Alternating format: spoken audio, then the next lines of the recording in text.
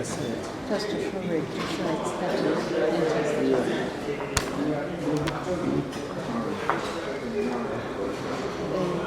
that So we're set to go.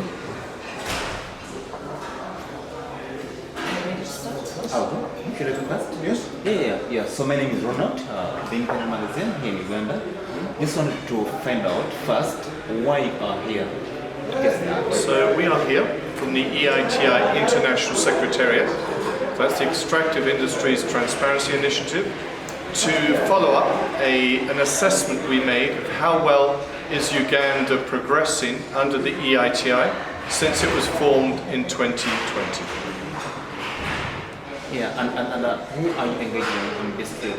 So we are meeting senior officials from government, which includes ministers, civil servants. We're also meeting with representatives of the Auditor General's Office. We're meeting civil society and with industry, and also with members of the EITI multi-stakeholder group that brings together industry, government and civil society around the table. How long have you been here? How long? We're just here for 2 days. 2 days. 2 days. Beginning today? Yes, today, this morning, yes.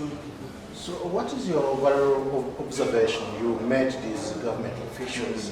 What are you observing in terms of One thing, implementation of the... So Uganda joined the EITI 4 years ago after quite a long period of civil society encouraging the government to join, industry encouraging, and finally my board approving the membership. One thing that's very striking is how committed we find all stakeholders we've met so far to the EITI process, all the way from the Minister of Finance to NGOs working on the ground. EITI seems to have really carved out a space in Uganda for genuine, free and open debate of these complex issues around the extractive industry in Uganda, both oil and gas and increasingly on mining. That is a really striking insight we've gained during the course of today's discussions. You met the champion, Mr. Moses Kagwa. He seems to be force behind. But what are you learning from him? Because they are actually in charge of the treasury. Yeah. Very strong. He genuinely does come across as a champion. Some of the areas where our assessment of Uganda's progress, we call it our validation, we identified some improvements that could be made. He was very receptive. For example, how can contracts further be made open to the public, entered into between the government and major oil companies? So there is a process already in government to move towards that goal. We also discussed how the audited accounts and reports of UNOC as the state oil company could be put in the public domain, and again very receptive to that idea. So I was very struck that there is a receptivity and a recognition from the government to respond actively to some of the recommendations in the report. Okay. In your assessment of the last validation report, Uganda scored 78 point something percent, and you say it was moderate. What needs to be done for Uganda to live up to that? Because some of us think there were discrepancies within reporting on minerals. What should be done? Yeah. Well, there's 4 areas which we've identified, and that's very much the discussions we're having over these 2 days.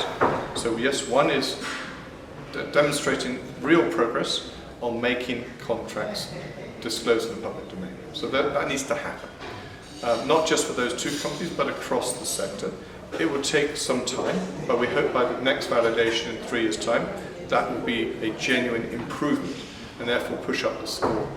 The other one is real progress on making available a public registry of beneficial owners, who are the ones who really own companies, the real interest behind companies, not just the legal owners. And there is already work underway to collect that information, and next step is to make that available in a more accessible manner in the public domain. The third one I mentioned is the public accounts, the audited statements of UNOC. And the fourth one is to reconcile some of the discrepancies in the mining data, especially around gold production and exports. So those are the 4 areas we've identified. Why actually gold? Why do you actually look at gold as It's so important in so many countries, and it's one of your major minerals in Uganda right now that has considerable and significant revenue potential. So that's why gold matters so much as compared to any other part of the mining sector, which is, other than gold, is primarily artisanal. And of course you have refining capacity in Uganda too. So that's why gold. Okay. Is there anything we've not asked you that you think is important when it comes to oil and gas, EITI and the... Well, one of the things I'd emphasize is that, that civil society organizations, non-governmental organizations themselves have played a very active role in engaging with the EITI, using the information, getting it out to communities, using it to have active dialogue with government officials, and also with company representatives. That's a very healthy thing for Uganda. Did you come here specifically to Uganda, or you've been on a continental? Yeah, so I've just come from Nairobi, Kenya. I'm a member of the UN Secretary General's panel on critical energy minerals. We are coming up with recommendations for the Secretary General in the next 2 weeks. So because I was going to be in the region, I said, let me come to Uganda and follow up the validation. I see.